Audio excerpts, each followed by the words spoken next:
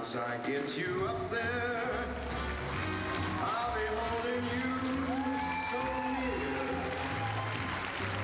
You may hear.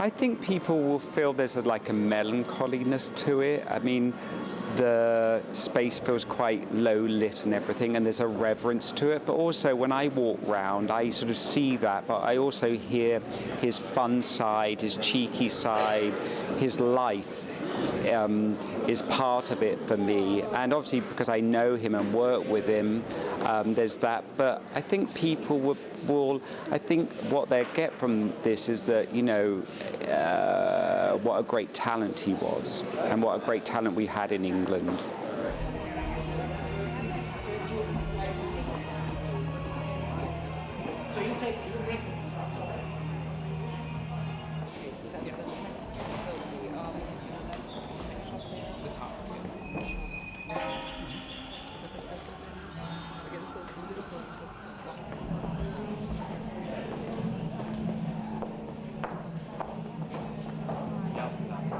I think that the exhibition does suggest that in the early years he wasn't always famous and he wasn't always rich and sometimes misunderstood. But I think seeing all the garments together is a very powerful message that his work was based not on just a kind of shock tactics. That's what I think was some of the misunderstanding. But it was based on a profound understanding of cut and construction that derives from his 4 years work on Savile Row.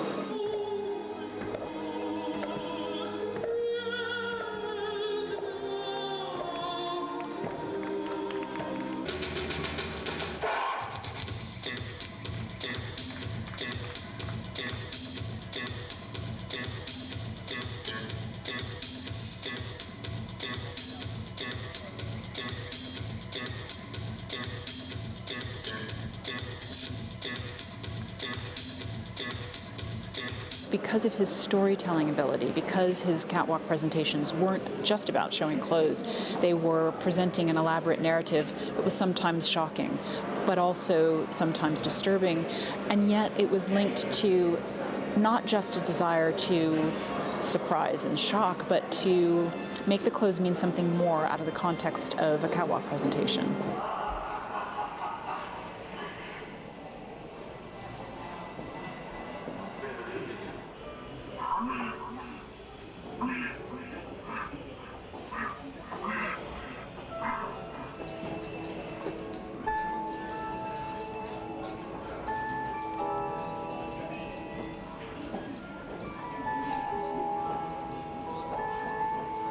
What we see here is truly an amazing realization of a truly amazing thought process. But what it also connotates to me is the tremendous influence he had through his knowledge of art history, through his exposure to this museum in particular, and then eventually also to his studies of fashion.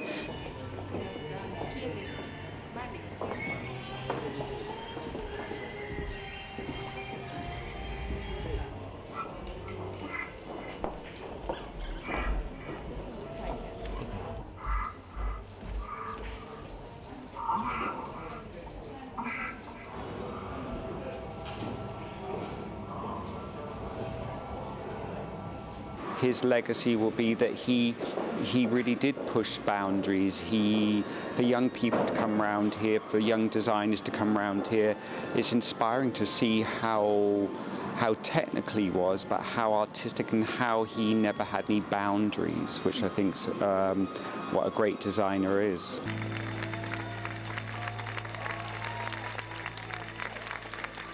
Mm-hmm.